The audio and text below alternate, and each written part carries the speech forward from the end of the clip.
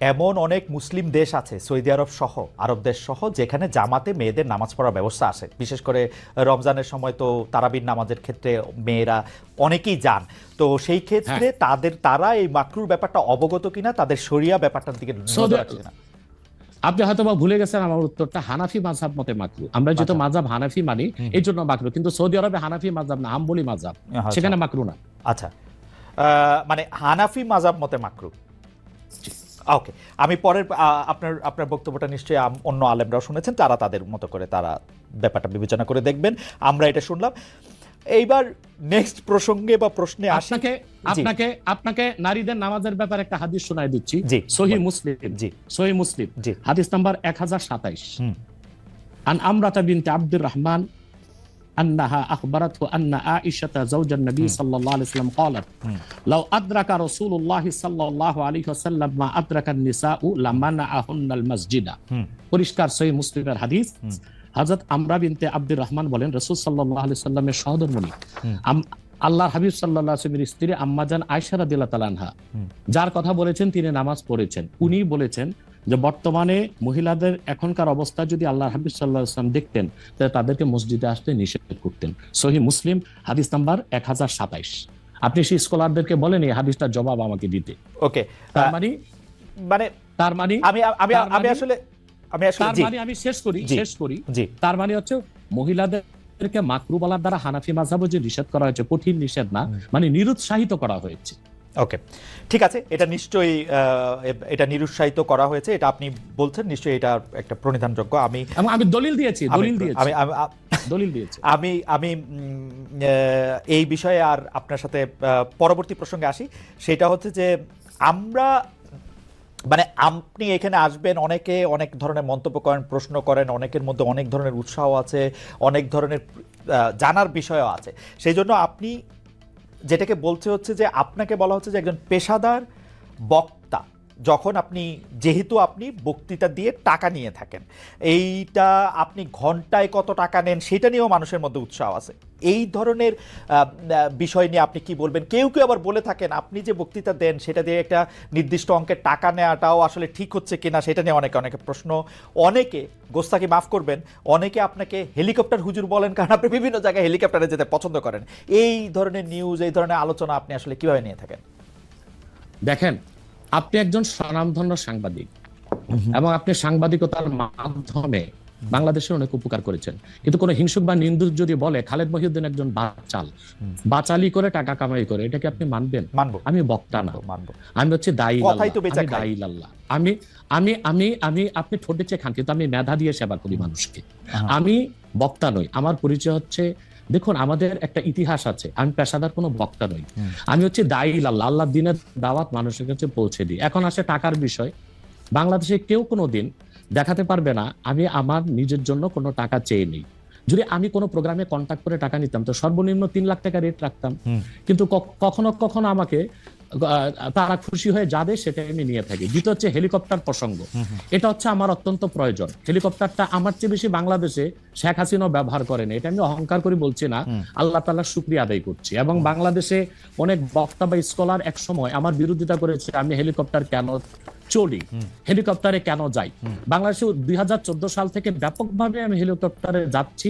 এখন অনেক বক্তা, স্কলার বা স্ক্রু ড্রাইভার যাই বলেন, তারা হেলিকপ্টার ব্যবহার করছে, এখন আর সমস্যা হচ্ছে না। আমারটাই আর কি সমস্যা ছিল। হেলিকপ্টারটা কেন ব্যবহার করি, আপনাকে একটা সহজ উদাহরণ দিচ্ছি। গত পরশুদিন আমার একটা প্রোগ্রাম ছিল মেঘনাতে, দিনে বাদে জোহর, আর রাতে আমার প্রোগ্রাম ছিল রংপুর হারাগাছ, সেটা মিডিয়াতে ব্যাপক প্রচার হয়েছে। পরের দিন আমার প্রোগ্রাম ছিল কালকে লোহাগাড়া, এই চট্টগ্রাম সাতকানিয়ায়। এখন আমি হেলিকপ্টার ব্যবহার না করে দিন ও রাতে 3টা প্রোগ্রাম করা কি আদৌ সম্ভব? না, সম্ভব না। যেখানে আমার বাড়ি আব্বাসী মঞ্জিল থেকে চিটাগাং রোড যেতে 1.5 ঘন্টা লাগে, তা আমি কিভাবে মেঘনার প্রোগ্রামটা দিনে করে রাতে হারাগাছ করে পরের দিন চট্টগ্রাম যাই? আমাকে এটা অনিবার্য কারণে হেলিকপ্টার ব্যবহার করতে হচ্ছে, এবং সেটা জনগণই দেখে। এর জন্য তো আমাকে হেলিকপ্টার হুজুর বলতে পারে না। এখন যে হুজুর নৌকায় চড়ে মাহফিল করতে যায় তাকে কি নৌকা হুজুর বলবেন? বা যিনি প্রাইভেট কারে প্রোগ্রাম করতে যায় তাকে কি বলবেন ট্যাক্সি হুজুর? আমি গাড়িও ব্যবহার করি যখন যেটা লাগে। আমি আমি আমি আমি এখন প্যারাড ইউজ করতেছি, এটা 3 কোটি টাকা। জি। আমি ভিএট ইউজ করি 8 কোটি টাকা। রাইট। আমি হেলিকপ্টার ইউজ করি, এটা 14 কোটি টাকা।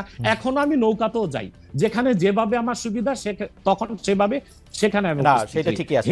আমি কিন্তু মনে করি যে এখন এখন হিংসুক বা নিন্দুকরা কি বললো সেটা তো আপনার মতো না, সেটা ঠিক আছে। না না না না, আমি কিন্তু মনে করি যে আপনাকে যত ব্যস্ত থাকতে হয়, আপনি যদি পথে এর মধ্যে থেকে আপনার দিনের একটা বড় অংশ আপনি ব্যয় করেন, এটা আপনার জন্য এটা আসলে কোনোভাবে এটা মানে এটা কেউই এটা করবে না। আমার কাছে মনে হয় যে আপনার ব্যস্ততার জায়গা থেকে আপনার এটা করতেই হবে।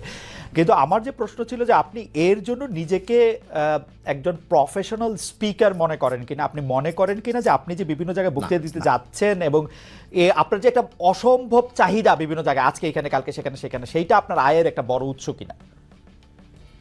দেখুন, এটা ছাড়া আমার আয়ের ব্যবস্থা ছিল। আমাদের যে বাংলাদেশে আমাদের যে আধ্যাত্মিক ঘরানার আমরা সন্তান, আপনি জানেন আমাদের বংশের মুরব্বী শাহ কারামত আলী জনপুর রহমতুল্লাহ, তাকে বলা হয় বাংলাদেশের আধ্যাত্মিক জনক।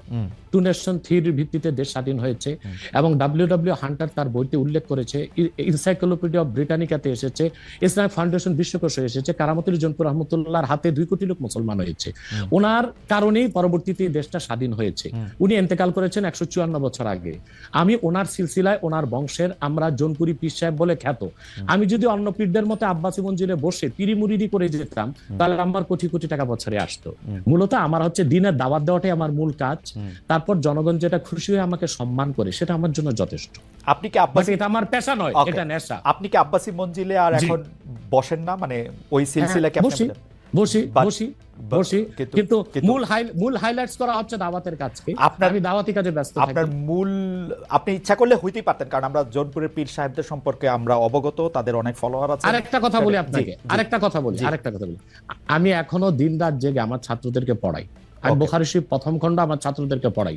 তো শুধু মাদ্রাসায় পড়িও আমি কয়েক লাখ টাকা কামাই করতে পারতাম, বই লেখক কামাই করতে পারতাম, কিন্তু আমি মনে করি তৃণমূল পর্যায়ে আল্লাহর কোরআনের দাওয়াত পৌঁছে দেওয়ার জন্য ওয়াজ মাহফিলের কোনো বিকল্প নেই। রাইট, সেই জন্য এটা আমার পেশা নয়, এটা আমার নেশা। এটা আপনার নেশা, কিন্তু আপনি অন্যগুলি যেগুলি আপনি অর্থকরী দিতে পারতেন সেগুলি তো আপনি নেন নাই।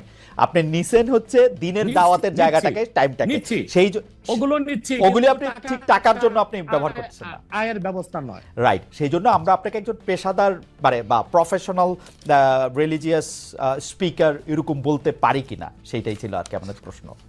না না, পেশাদার বলতে পারি না। ওকে, আপনি আসছেন এখানে, আমরা দর্শকদের কাছে একটা প্রশ্ন করেছিলাম যে আগামী জাতীয় নির্বাচন ঘিরে বাংলাদেশে ইসলামপন্থী দলগুলোর মধ্যে ঐক্য প্রক্রিয়া সফল হবেন বলে মনে করেন কিনা দর্শকরা।